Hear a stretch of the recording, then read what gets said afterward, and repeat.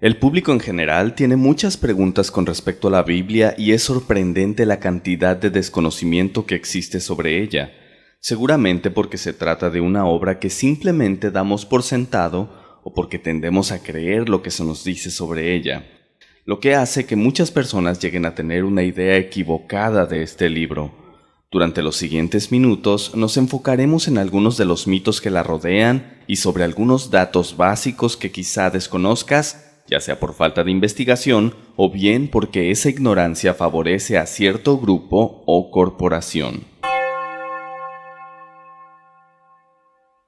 Quienes creen en la Biblia la consideran la palabra de Dios, es decir, que fue dictada por boca de Dios a profetas quienes se dedicaron a escribirla.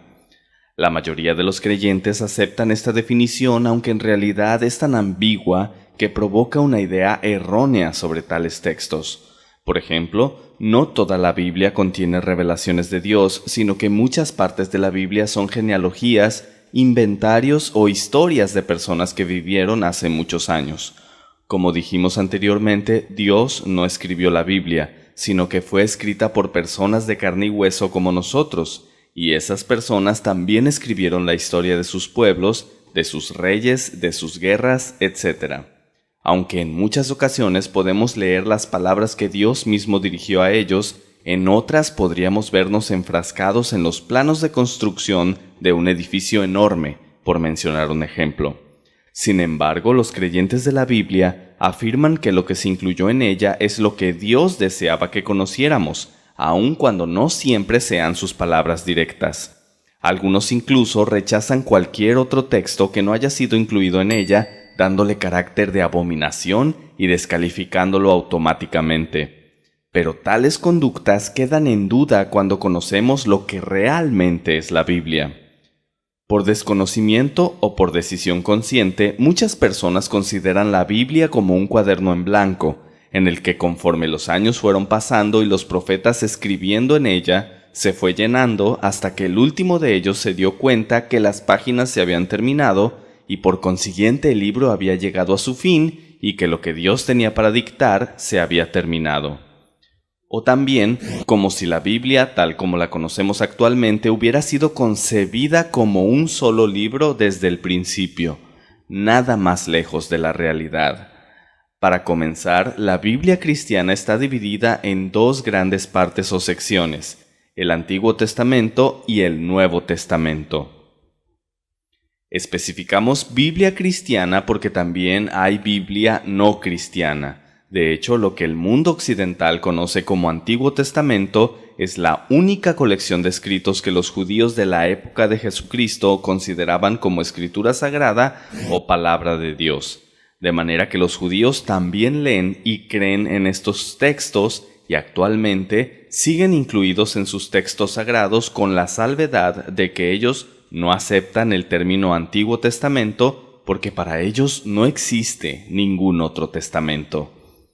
Es por eso que el Nuevo Testamento no está incluido en ellos porque contiene la vida de Jesucristo, sus enseñanzas, así como la obra de sus apóstoles y las cartas que enviaron a los creyentes de la época, y esto se debe a que no creen en Jesucristo, por lo que su vida y obra no tienen ninguna relevancia para ellos. En contraste, para los cristianos, mayormente el mundo occidental, tanto el Nuevo como el Antiguo Testamento tienen la misma validez y son considerados igual de sagrados.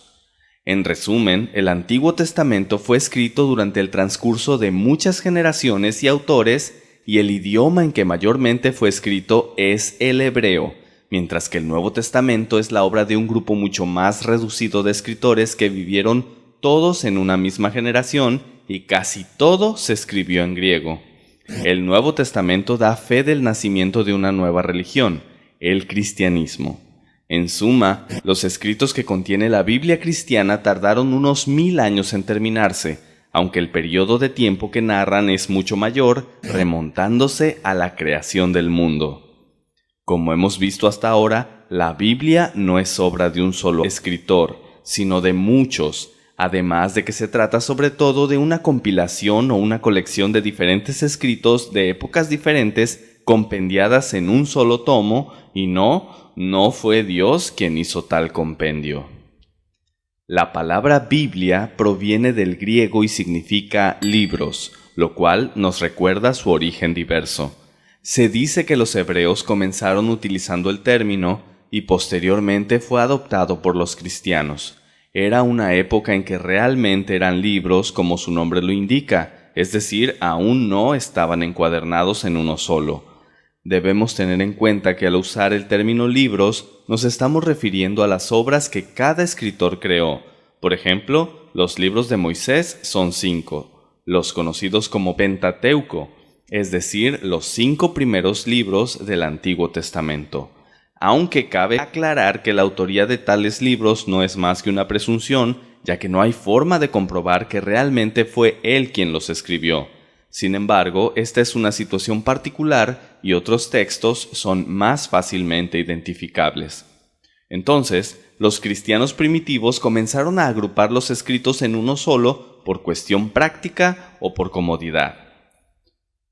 Pero muy pronto los cristianos de esa época comenzaron a darse cuenta de que había muchos libros de los que no estaban seguros si realmente eran escritos por quienes se suponía. Quizá el autor se hizo pasar por otro, o si de verdad habían sido textos inspirados por Dios. Entonces, ¿cuáles textos son originales, verdaderos, realmente escritos por profetas o enviados de Dios? ¿Cuáles deben ser tomados como escrituras sagradas y cuáles no? A los libros que son aceptados por la autoridad se les denomina canon, que significa regla o medida, y de ahí en adelante sus palabras ya no son objeto de duda y se han de utilizar como base de sus creencias y doctrinas. Pero esto es un problema más viejo que el cristianismo. Por ejemplo, los judíos al principio solo aceptaban como canon los primeros 5 libros de la Biblia, a saber, Génesis, Éxodo, Levítico, Números y Deuteronomio. Esto se debe a que muchos profetas fueron sus contemporáneos y les costaba mucho aceptarlos como intermediarios divinos. De modo que los profetas que ahora todos aceptan sin discusión, durante su vida experimentaron el rechazo, el oprobio y hasta el martirio, porque sus escuchas dudaban de ellos. Conforme las generaciones pasaban, se iban aceptando a más personas como profetas y por consiguiente más libros, o rollos en esa época. Eran aceptados como sagrados y por consiguiente la colección fue creciendo cada vez más. Llegamos a la época posterior a Cristo y una vez más la incógnita de qué libros debían ser incluidos en el canon surgió. Al principio fue solo la tradición lo que hacía que la gente fuera reconociendo y aceptando los textos, pero la duda permaneció durante tantos años que aún en 1546, durante el Concilio de Trento en la sesión celebrada el 8 de abril de ese año, se discutió el tema. Fue hasta entonces en que la Iglesia Católica decidió qué libros serían admitidos como sagrados y qué no, por lo que las peticiones de los luteranos alemanes fueron denegadas y posteriormente, al separarse ellos de los católicos, adoptaron un canon diferente. En la actualidad, las iglesias cristianas distintas a la católica utilizan el mismo canon en lo que refiere al Nuevo Testamento, o sea, que se puede decir que todas las Biblias, sin importar la religión que las imprima, contienen los mismos libros en el Nuevo Testamento, a saber,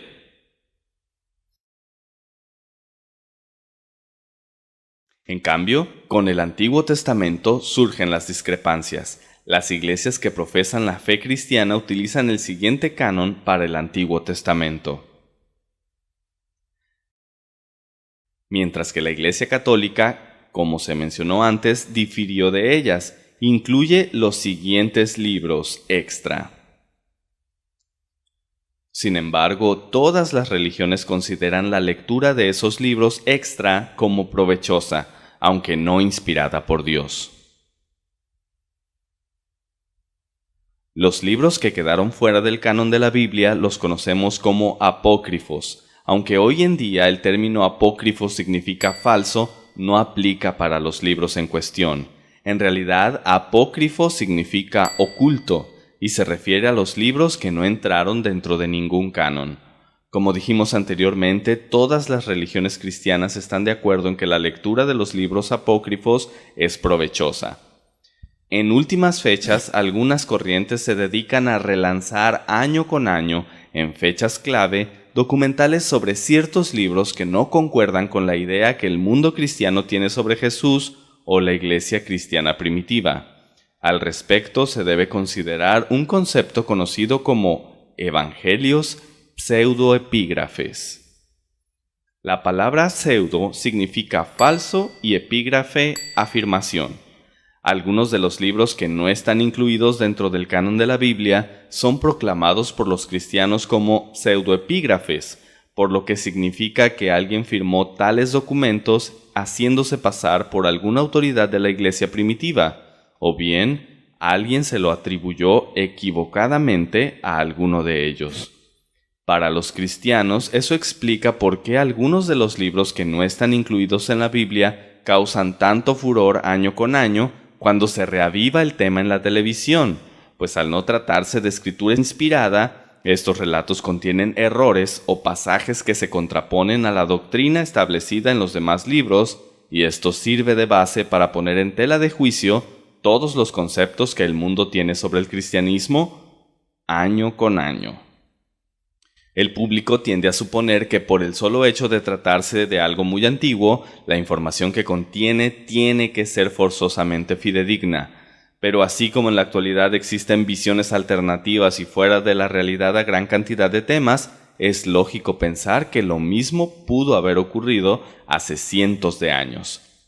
Entendemos pues que los libros escritos por profetas, o las escrituras como mucha gente prefiere llamarles, tienen mucho tiempo de existencia, pero que el concepto de Biblia nació junto con el cristianismo. Así que en términos estrictos, la idea de la Biblia es relativamente nueva.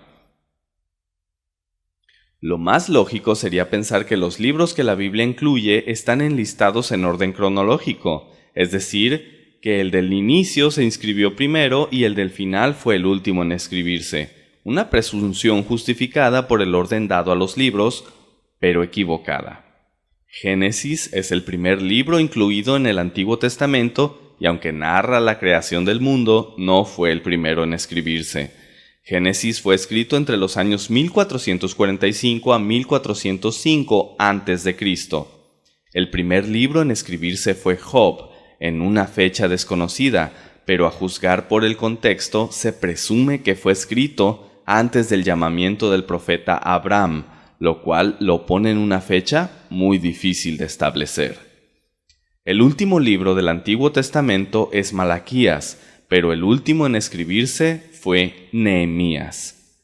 Con el Nuevo Testamento pasa lo mismo. El primer libro es Mateo, pero el primero en escribirse fue Santiago. El último libro del Nuevo Testamento es Apocalipsis. Mucha gente cree que este libro es como el sello final de la Biblia basándose en este texto. Porque yo testifico a todo el que oye las palabras de la profecía de este libro. Si alguno añadiere estas cosas, Dios traerá sobre él las plagas que están escritas en este libro. Y si alguno quitare de las palabras del libro de esta profecía, Dios quitará su parte del libro de la vida y de la ciudad santa y de las cosas que están escritas en este libro. Como hemos visto hasta ahora, cuando Apocalipsis se refiere a este libro, no se refiere a la Biblia, porque aún no se compilaba. Es obvio que se refiere únicamente al libro de esta profecía, es decir, únicamente al libro de Apocalipsis. Además, Apocalipsis tampoco fue el último libro en escribirse. El Evangelio de San Juan, del mismo autor, se escribió después de Apocalipsis. El último libro en ser escrito de la Biblia fue la tercera epístola de Juan, el mismo Juan. Los eruditos lo datan por el año 100 después de Cristo, 110 y algunos hasta el 115. Así que si aplicáramos tal advertencia para toda la Biblia, varios libros no estarían incluidos en ella. Cabe mencionar que la misma aseveración se encuentra en la mitad del Antiguo Testamento, como por ejemplo Proverbios 30:6.